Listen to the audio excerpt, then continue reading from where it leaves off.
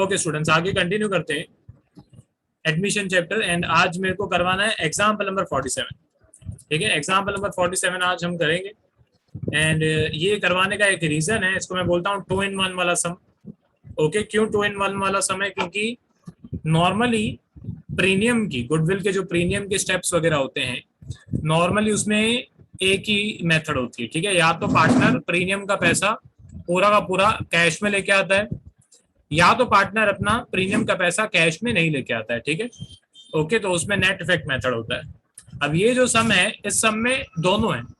इस सम में पार्टनर जो है वो अपना थोड़ा पैसा लेके आएगा एंड थोड़ा पैसा प्रीमियम का नहीं लेके आएगा। तो इस एक ही सम में आपको कैश वाली मेथड एंड नेट इफेक्ट वाली मेथड दोनों सीखने को मिलेंगे। ओके, तो अब यहाँ पे सबसे पहले तो हम स्टार्ट करते हैं, जैसे हम क्वेश्चन सॉल्व करते हैं। सबसे पहले मैं पार्टनर्स कैपिटल की वैल्यू लिख देता हूँ, इसको टिक कर देते हैं। मैं बड़ा सा टिक लगा देता हूँ, आप भी अपनी टेक्स्ट बुक में टिक लगा देना। जो भी अमाउंट लिखते जाओ टिक लगाते जाओ। अकाउंट्स में इन्होंने बोला हुआ है कि रिवैल्यूएशन अकाउंट बनाओ, बैंक अकाउंट बनाओ। अब क्वेश्चन में एक्चुअली मेरे को कंफ्यूजन हो गई थी जब मैंने ये क्वेश्चन क्लासेस पे कराया था। तो यहाँ पे आपको कैश भी दिया हुआ है, बैंक भी दिया हुआ है। तो हम जो कैपिटल के पैसे एंड प्रीमियम के पैसे वो बैंक में लिखे कि कैश में लिखे, ठीक है, इसका कंफ्यूजन था। तो नीचे वो कंफ्यूजन क्लियर किया हुआ है लोगों ने इनडायरेक्टली। यहाँ पे आपको बैंक अकाउंट बनाने के लिए बोला है, कैश अकाउंट बनाने के लिए नहीं बोला है। मतलब जो भी पैसा आएगा वो बैंक अकाउंट में ही आएगा। ठीक है, ओके, तो ये सब अकाउंट मैंने नीचे बनाए हुए हैं। ये रिवैल्यूएशन अकाउंट है, ये पार्टनर्स कैपिटल अकाउंट है। ठीक है, कैसे बनाना है वो मैं बता रहा हूँ। पहले रिवैल्यूएशन अकाउंट बनाना है आधे पेज का, आधे पेज का पार्टनर्स कैपिटल अकाउंट बनाना है। 3 पार्टनर्स हैं ABC। फिर दूसरे पेज पे 5 या 6 लाइन का बैंक अकाउंट बनाना है। एंड फिर पूरा जितना भी पेज बच गया उसकी आपको बनानी है बैलेंस शीट। ठीक है, इसके बाद गुडविल का अकाउंट वो वर्किंग नोट्स में बनेगा। ये गुडविल का अकाउंट वर्किंग नोट्स में बनेगा। आज एक एक्स्ट्रा अकाउंट मैं बनवाऊंगा आपसे सिर्फ समझाने के लिए, वो भी मैं बता दूंगा जब मैं समझाऊंगा। ठीक है, तो स्टार्ट करते हैं। इनका कैपिटल कितना दिया हुआ है? 8 लाख एंड 4 लाख। तो मैं यहाँ पे जाऊंगा पार्टनर्स कैपिटल में, पर्टिकुलर्स में यहाँ पे मैं लिख देता हूँ बाय बैलेंस ब्रॉड डाउन या ब्रॉड फॉरवर्ड, जो आपको समझ में आए। यहाँ पे हम लिखेंगे 4 लाख एंड 8 लाख। सॉरी, मेरे को एक बार वापस से देखना पड़ेगा। 8 लाख एंड 4 लाख। ओके, मैं उल्टा लिखने वाला था। ठीक है, 8 लाख ए का है एंड 4 लाख बी का कैपिटल है। ठीक है, तो वो मैंने यहाँ पे इफेक्ट कर दिया। ठीक है, इसके बाद हम हमेशा रिजर्व्स वगैरह डिस्ट्रीब्यूट करते हैं। तो यहाँ पे रिजर्व्स दिए हुए हैं, देख लेते हैं एक बार। तो लायबिलिटी साइड पे एक रिजर्व आपको दिया हुआ है, इसको टिक कर देते हैं। जर्नल रिजर्व आपको दिया हुआ है एंड जर्नल रिजर्व में कोई कभी भी एडजस्टमेंट होती नहीं है, फिर भी आप चेक कर सकते हो। ठीक है, कोई एडजस्टमेंट नहीं दी हुई। तो ये जर्नल रिजर्व 1,50,000। ओल्ड रेशियो कितना है यहाँ पे मैं देख के लिख लूँ। ओल्ड रेशियो है 3:2। एक इक्वेशन कॉपी कर लेता हूँ, मेरे काम आएगी।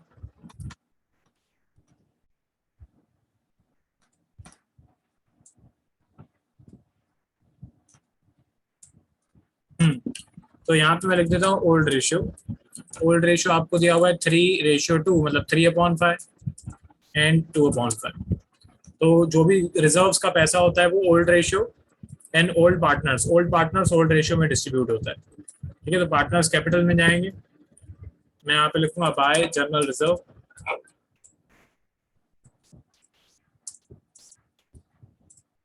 इसको थोड़ा बड़ा कर देते हैं कॉलम। ठीक है, एंड 1,50,000 के दो पार्ट्स। पहला 1,50,000 मल्टीप्लाई बाय 3/5, ये होता है 90,000। बाकी 1,50,000 मल्टीप्लाई बाय 2/5, ऑब्वियसली 60,000 जो बच गया। Enter 60,000, perfect. ये मैंने जनरल रिजर्व डिस्ट्रीब्यूट कर दिया। बैलेंस शीट के हर एक अमाउंट की एक ही इफेक्ट होता है, सेम साइड। ओके, दूसरा कोई रिजर्व दिया हुआ है, लाइबिलिटी साइड पे नहीं दिया हुआ है। एसेट साइड पे कोई भी रिजर्व नहीं दिया हुआ है। गुडविल की वैल्यू दी हुई है। Okay, interesting. अब स्टार्ट करते हैं गुडविल की इफेक्ट्स। तो सबसे पहले ओल्ड गुडविल अगर क्वेश्चन में दिया हुआ हो तो वो राइट ऑफ करते हैं। तो ओल्ड गुडविल पहली बार यहाँ पे दिया हुआ है 50,000 रुपीज। तो old goodwill, old partners, old P&L ratio. Old goodwill, old partners, old P&L ratio. Okay, balance sheet में दिया हुआ है एसेट साइड मतलब डेबिट साइड, तो यहाँ पे भी पार्टनर्स कैपिटल में भी हम करेंगे डेबिट। यहाँ पे मैं लिख देता हूँ टू गुडविल एंड 50,000 के दो पार्ट्स होंगे, 50,000 मल्टीप्लाई बाय 3/5 30,000 एंड ऑब्वियसली 20,000, पर फिर भी 50,000 मल्टीप्लाई बाय 2/5 20,000। ये मैंने इसको गुडविल को राइट ऑफ कर दिया। ये गुडविल का स्टेप 1 होता है, गुडविल के स्टेप्स का स्टेप 1। उसके बाद सेकंड स्टेप में क्या होता है, न्यू पार्टनर अपना प्रीमियम का पैसा कैश में लेके आता है। तो यहाँ पे लिखा हुआ है कि C is a new partner and C will bring 5 lakh as capital and 2 lakh as his share of goodwill, but he actually contributed only 1,20,000 towards goodwill। मतलब सी जो है उसके कैपिटल का पैसा है 5 लाख रुपए एंड प्रीमियम का पैसा है 2 लाख रुपए, पर प्रीमियम के 2 लाख रुपए में से वो सिर्फ 1,20,000 रुपए कैश में मतलब बैंक बैलेंस में लेके आया है, बाकी 80,000 रुपीज वो नहीं लेके आएगा। ठीक है, मतलब उसका होगा नेट इफेक्ट। तो ये है 2 in 1। इसके इफेक्ट्स कैसे होंगे वो मैं आपको बताऊंगा। तो सबसे पहले तो बैंक अकाउंट में जाते हैं, इसका बैलेंस दिया हुआ है क्वेश्चन में, ये रहा, इसको मैं टिक कर लेता हूँ। जो भी मैं लिखते जाता हूँ उसको मैं टिक कर देता हूँ। तो बैंक में दिया हुआ है 5,75,000, ये बैंक है। यहाँ पे डेबिट साइड में मैं लिखूंगा 5,75,000 एंड अमाउंट में मैं यहाँ पे लिखूंगा टू बैलेंस ब्रॉड डाउन। ठीक है, ब्रॉड फॉरवर्ड जो आपको समझ में है। इसके बाद 1,20,000 रुपए प्रीमियम फॉर गुडविल के आने वाले हैं। ठीक है, तो यहाँ पे मैं लिखूंगा टू प्रीमियम फॉर गुडविल 1,20,000 रुपए। अच्छा, इसके दूसरे इफेक्ट्स में करना भूल गया, मैं कर देता हूँ। यहाँ पे गुडविल की जो वैल्यू थी वो आपको एसेट साइड पे दी हुई थी 50,000। यहाँ से क्या 2 इफेक्ट्स करने की आदत पड़ेगी। यहाँ पे मैं लिख देता हूँ टू बैलेंस ब्रॉड डाउन, पहले गुडविल यहाँ पे लिखा मैंने, इसके बाद गुडविल को डिस्ट्रीब्यूट कर दिया हमने कितने में 30 and 20। तो मैं यहाँ पे लिख देता हूँ 30,000, यहाँ पे मैं लिख देता हूँ 20,000, ये यहाँ पे मैं लिखूंगा टू एज कैपिटल एंड इसके नीचे यहाँ पे मैं लिख देता हूँ to C is capital, sorry B is capital. Okay, अभी प्रीमियम फॉर गुडविल का पैसा मिला है। अच्छा, ये मैंने बैंक अकाउंट में एंट्रीज कर दी, मेरी मिस्टेक है। यहाँ से कट होगा, ये यहाँ से भी कट होगा, गुडविल अकाउंट में एंट्रीज हो 30,000 and 20,000 to A's capital and to B's capital. ठीक है, अच्छा, premium for goodwill bank account में हुआ डेबिट, तो गुडविल अकाउंट में होगा क्रेडिट। ठीक है, 1,20,000 रुपए कैश में मिला, तो वो 1,20,000 रुपए मैंने यहाँ पे लिख दिया एंड उसके सामने अमाउंट में मैं लिख देता हूँ, पर्टिकुलर्स में मैं लिख देता हूँ टू प्रीमियम फॉर गुडविल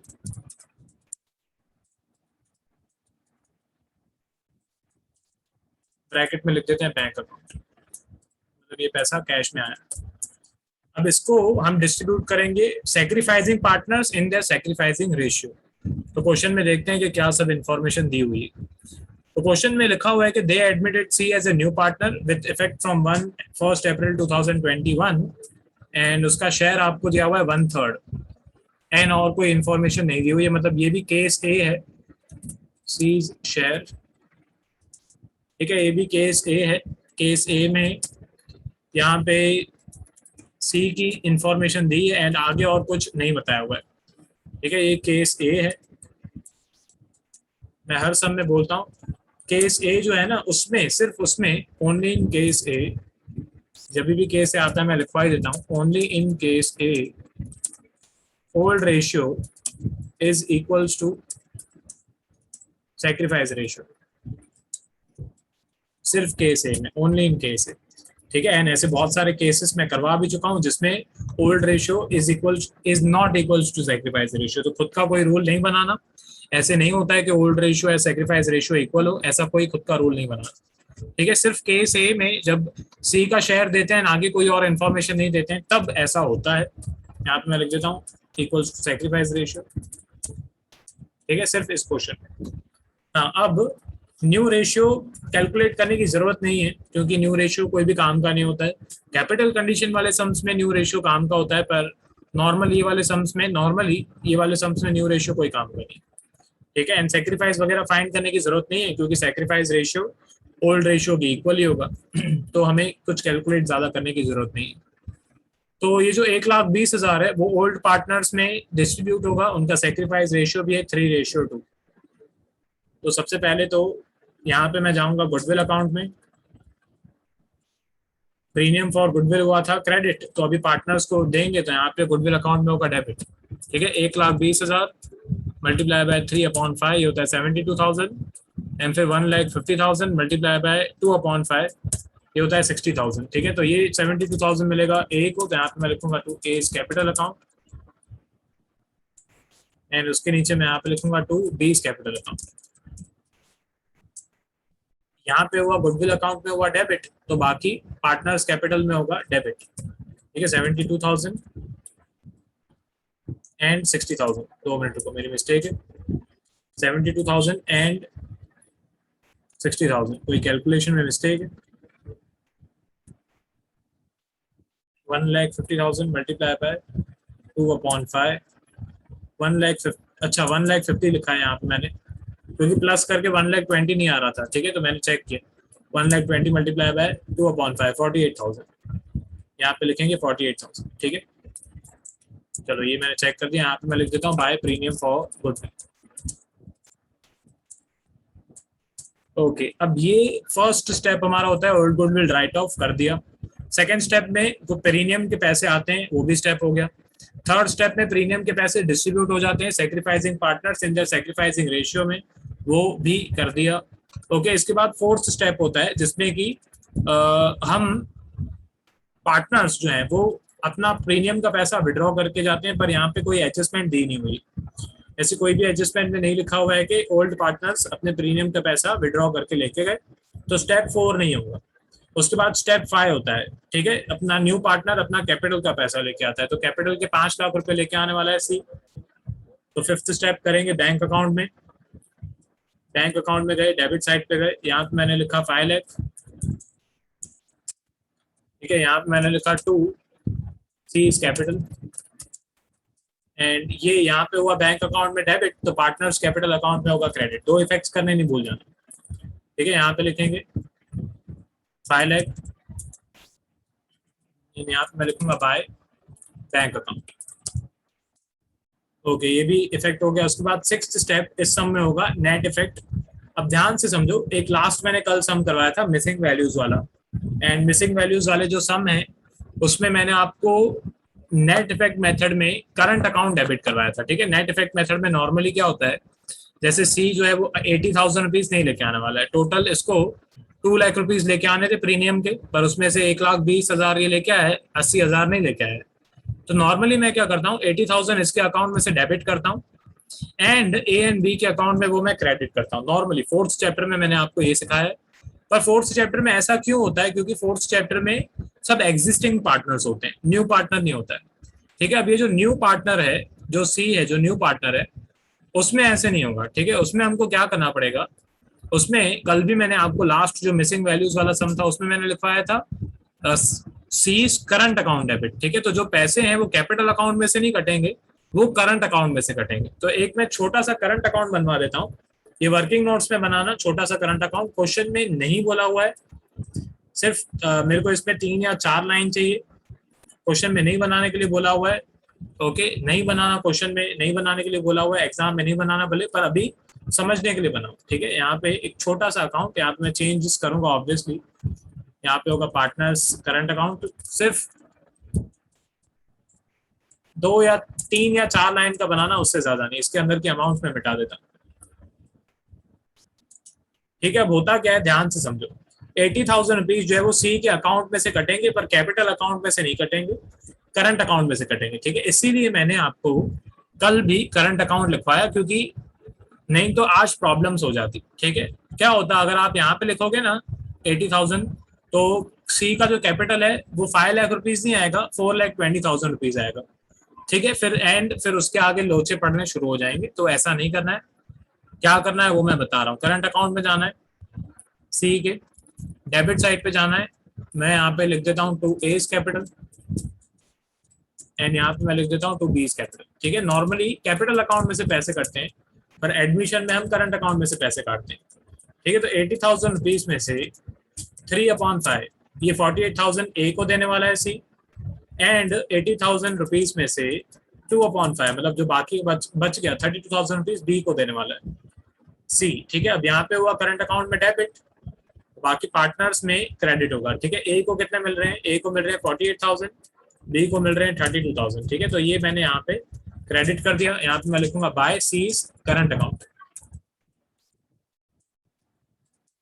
ठीक है, ये एक इंपॉर्टेंट इफेक्ट है, इसको मैं हाईलाइट कर देता हूँ। ठीक है, अब ध्यान से समझो, इसका बैलेंस हम ट्रांसफर करेंगे। ठीक है, इसमें ऑब्वियसली यहाँ पे ए में कोई अमाउंट नहीं आने वाली है, बी में भी कोई अमाउंट नहीं आने वाली है, सिर्फ सी में अमाउंट है। तो 48 एंड 32 ये होता है 80,000, वो 80,000 आप यहाँ पे भी लिखोगे। ठीक है, एंड वही 80,000 यहाँ पे भी लिखोगे, एंड यहाँ पे आएगा बाय बैलेंस कैरी फॉरवर्ड।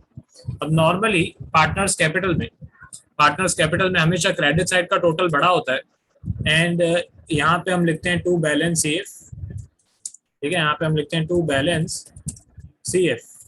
ठीक है, एंड यहाँ पे होता है डेबिट, तो बैलेंस शीट में मैं जाके करता हूँ क्रेडिट। ओके, तो वैसा ही करंट अकाउंट भी होता है, करंट अकाउंट में बैलेंस जो है वो डेबिट साइड का बड़ा आ रहा है, तो यहाँ पे हुआ क्रेडिट बैलेंस सी एफ, तो बाकी बैलेंस शीट में क्या होगा, बैलेंस शीट में होगा डेबिट, मतलब एसेट साइड पे लिखेंगे। ठीक है, तो ये बैलेंस शीट में मैं गया, एसेट साइड पे मैंने यहाँ पे लिखा C is current account 80,000 rupees amount side पे। ठीक है, ये इसके इफेक्ट्स होते हैं, ये मुझे आपको इस समय सिखाना था, बाकी इसके बाद और सब 2 मिनट का काम है, फटाफट कंप्लीट हो जाएगा। ठीक है, इसके बाद ये गुडविल की एडजस्टमेंट जो है वो कंप्लीट हो गई, इफेक्ट्स भी हमने सारे कर दिए। फिर मशीन एंड बिल्डिंग की एडजस्टमेंट है, तो टिक कर देते हैं पहले मशीन, और ये बिल्डिंग को मैंने टिक कर दिया। ठीक है, इसके नीचे मैं मशीन को भी टिक कर देता। तो बिल्डिंग है 5 लाख रुपए, मशीन है 2 लाख रुपए। बैलेंस शीट में गए, यहाँ पे मैंने लिखा बिल्डिंग 5 लाख रुपए, थोड़ी 1-2 लाइंस छोड़ के मशीन 2 लाख रुपए। अब क्वेश्चन में क्या लिखा हुआ है वो पढ़ लेते हैं। क्वेश्चन में लिखा हुआ है building and machine are to be depreciated by 5%, मतलब दोनों की वैल्यू 5% कम हो गई। तो सबसे पहले तो बिल्डिंग, यहाँ पे मैं लिखूंगा लेस डेप्रिसिएशन, एंड 5 लाख का 5%। तो कैसे निकालते हैं ओरली, 5 लाख का 10%, एक जीरो हटा दो, 50,000 होता है 10%। अब 50,000 का आधा कर दो तो 25,000, वो होता है 25%। ठीक है, तो 5 लाख में से 25,000 माइनस करेंगे तो बाकी 4,75,000 बचेगा। सेम मशीन में भी यहाँ पे मैं लिखूंगा डेप्रिसिएशन, 2 लाख का 10% निकालो तो होता है 20,000, एंड 20,000 का आधा कर दो, 20,000 का आधा कर दो तो 10,000, वो होता है 5%। तो इसका आंसर आएगा 1,90,000।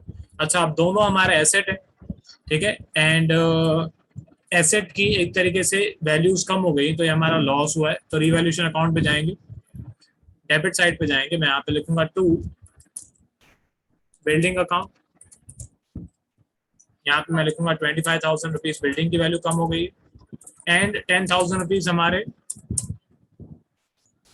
मशीन की वैल्यू कम हो गई, तो यहाँ पे लिखेंगे टू मशीन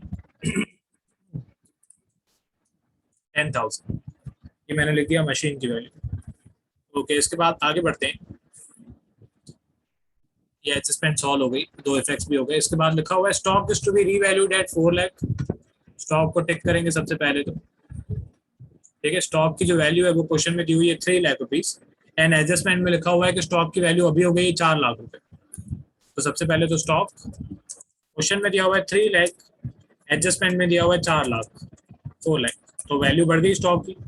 यहाँ पे मैं लिखूंगा add increase, 1 lakh rupees value plus हो गई है, मतलब स्टॉक की वैल्यू बढ़ गई है, तो हमारा प्रॉफिट हुआ है, तो रिवैल्यूएशन अकाउंट में करेंगे क्रेडिट। यहाँ पे मैं लिख देता हूँ बाय स्टॉक अकाउंट। ठीक है, तो ये भी एडजस्टमेंट हो गई। अच्छा, रिवैल्यूएशन अकाउंट को ये मेरे को बताना था आपको, रिवैल्यूएशन अकाउंट को है ना profit and loss profit and loss adjustment account भी बोलते हैं। ओके, तो कभी क्वेश्चन में आपको ये बोले कि profit and loss adjustment account बनाओ तो डर नहीं जाना, क्योंकि revaluation and profit and loss adjustment account same ही होते हैं, दोनों का नाम सिर्फ एक तरीके से अलग अलग है। ओके, रिवैल्यूएशन अकाउंट का ही दूसरा नाम है profit and loss adjustment account, दोनों सेम ही। ठीक है, तो ये भी मैंने बता दिया। आगे बढ़ते हैं। इसके बाद लिखा हुआ है there is unrecorded delivery van worth 1,20,000। अब ऑब्वियसली अनरिकॉर्डेड डिलीवरी वैन है 1,20,000 रुपए की, तो बैलेंस शीट में आपको नहीं दी हुई होगी। ठीक है, सिंपल सी बात है, बैलेंस शीट में आपको ये नहीं दी हुई होगी क्योंकि अनरिकॉर्डेड है, क्वेश्चन में बोला हुआ है। तो सबसे पहले तो मैं बैलेंस शीट में जाऊंगा। ठीक है, बैलेंस शीट में मैं यहाँ पे लिखूंगा वैन। वैन की वैल्यू हमारी थी 0 रुपीज। ठीक है, पर अभी एक अनरिकॉर्डेड वैन है, मैं लिख देता हूँ अनरिकॉर्डेड, इसकी वैल्यू है 1,20,000। तो हमारी वाइन की वैल्यू हो गई 1,20,000। अभी एसेट की वैल्यू पहले थी 0 रुपीज एंड अभी एसेट की वैल्यू जो है वो बढ़ के हो गई है 1,20,000, मतलब प्रॉफिट हुआ है। ओके, ऑब्वियसली पहले 0 रुपीज थी, अभी 1,20,000 हो गई तो प्रॉफिट हुआ है। रिवैल्यूएशन अकाउंट पे क्रेडिट साइड पे लिखेंगे, यहाँ पे लिख देता हूँ बाय वैन अकाउंट 1,20,000, ये भी इफेक्ट हो गए। इसके बाद है 1 month salary of 30,000 is outstanding. तो एक महीने की 30,000 रुपए की सैलरी आउटस्टैंडिंग है। सबसे पहले लायबिलिटी साइड पे मैं यहाँ पे लिख देता हूँ पार्टनर्स कैपिटल,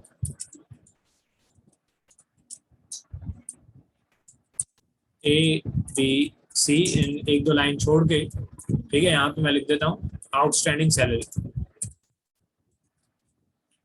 अब ये आउटस्टैंडिंग सैलरी जो है 30,000, ये हमारी लायबिलिटी है। लायबिलिटी की वैल्यू जब बढ़ती है तो हमारा लॉस होता है। ठीक है, तो यहाँ पे रिवैल्यूएशन अकाउंट में मैं 30,000 रुपीज, सॉरी डेबिट साइड पे लिखूंगा 30,000, यहाँ पे मैं लिखूंगा टू आउटस्टैंडिंग सैलरी 30,000, ये भी एंट्री हो गई। ठीक है, अब आप देख सकते हो कि मेन जो हमको टाइम लगा मेरे को समझाने में एंड आपको ऑब्वियसली समझने में, वो गुडविल के इफेक्ट्स है। बाकी सारी एडजस्टमेंट कंप्लीट होने में 5 मिनट भी नहीं लगे। ठीक है, तो ये बाकी सारी एडजस्टमेंट्स इजी हैं। मेन टिपिकल जो होता है वो गुडविल की एडजस्टमेंट्स वगैरह होती है, उसकी प्रैक्टिस करो। क्योंकि देखो है क्या प्रॉब्लम, ये है या अच्छी बात भी इसको बोल सकते हैं कि गुडविल के जो एंट्रीज हैं वो हर सम में आएंगे एंड आपको पता है कि हर सम में आएगी आएगी, या तो कैश मेथड या तो नेट इफेक्ट मेथड है। जैसे इस सम में दिया हुआ है दोनों मेथड, तीनों में से कोई ना कोई एक टाइप तो आपको हमेशा दिया हुआ ही होगा, क्योंकि इसके बिना तो एडमिशन का सम बने ऐसा पॉसिबल नहीं है। तो कुछ ना कुछ तो दिया हुआ होगा, या तो प्रीमियम कैश में आएगा या तो कैश में नहीं आएगा, या तो आधा आधा आएगा जैसे इस सम में दिया हुआ है। तो इसकी प्रैक्टिस करो, इसको आप ट्राई करो कि जितना हो सके फास्ट सॉल्व कर पाओ, क्योंकि बाकी सब पूरा सम सॉल्व करने में 5 मिनट भी नहीं लगते हैं, मेन इसमें टाइम जाता है। ओके, तो इसकी प्रैक्टिस करो, क्योंकि ये जो सम है एडमिशन का, सपोज करो इस लेवल का आपको सम दे, यहाँ टिपिकल इससे भी कैपिटल कंडीशन वाला सम दे, तो मैं ऐसे बोल सकता हूँ कि 20 मिनट से ज्यादा तो नहीं लगने चाहिए, 20 या 25 मिनट्स एट मैक्स मैं बोल रहा हूँ। ठीक है, वैसे तो 8 मार्क्स का समय 15 मिनट में कंप्लीट हो जाना चाहिए, पर आपको कैलसी वैल्सी अलाउड नहीं है, तो मैं ऐसा अज्यूम कर रहा हूँ कि चलो 5 मिनट कैलकुलेशन के, ओके 5 मिनट प्लस माइनस करने के, तो 20 मिनट या 25 मिनट से ज्यादा तो इस सम में नहीं जाने चाहिए, क्योंकि 8 मार्क्स का समय। ओके, एंड अगर आपको लग रहा है 25 मिनट से ज्यादा तो एग्जाम में छोड़ देना चाहिए।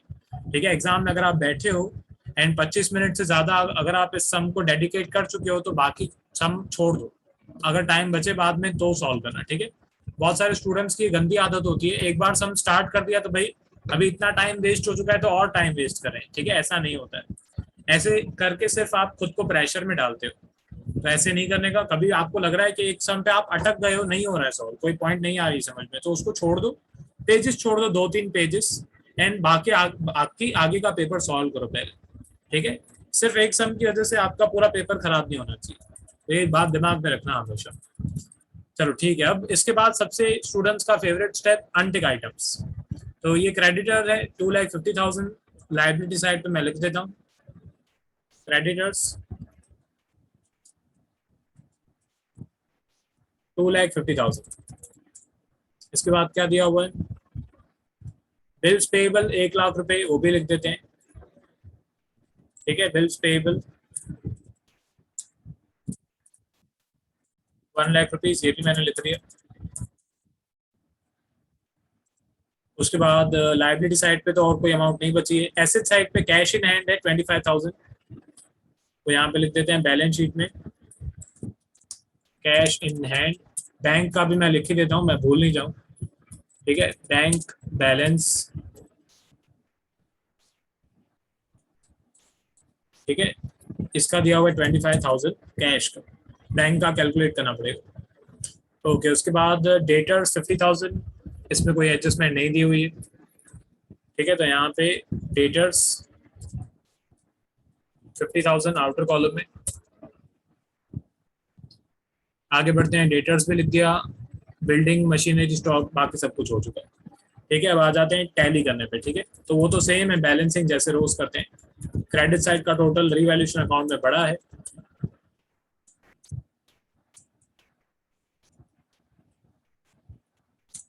इसका टोटल है 2,20,000 एंड इसका टोटल है 65,000। ठीक है, तो प्रॉफिट है हमारा 2,20,000 में से ये 65,000 हम माइनस कर देंगे तो बाकी 1,55,000 आ रहा है।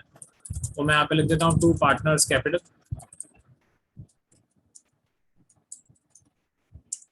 अकाउंट, ये हमारा प्रॉफिट है तो ब्रैकेट में लिख देता हूँ प्रॉफिट।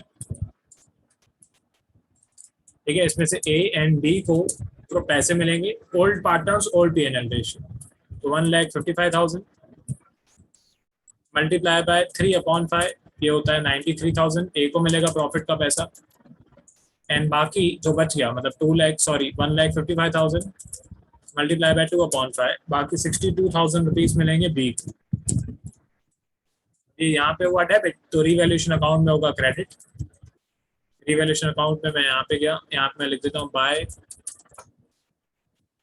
Revaluation account,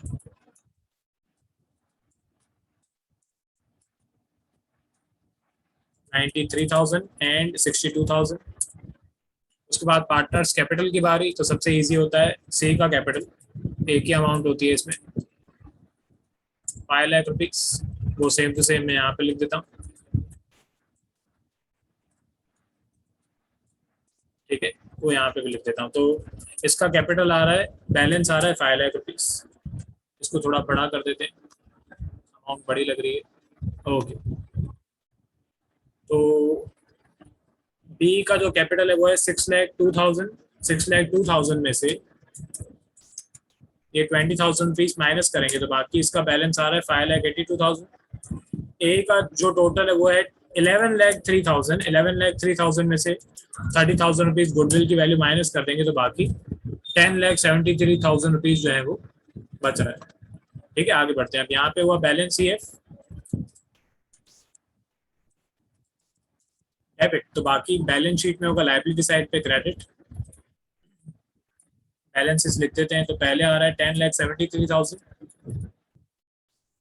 10,73,000। उसके बाद बी की जो वैल्यू है वो है 5,82,000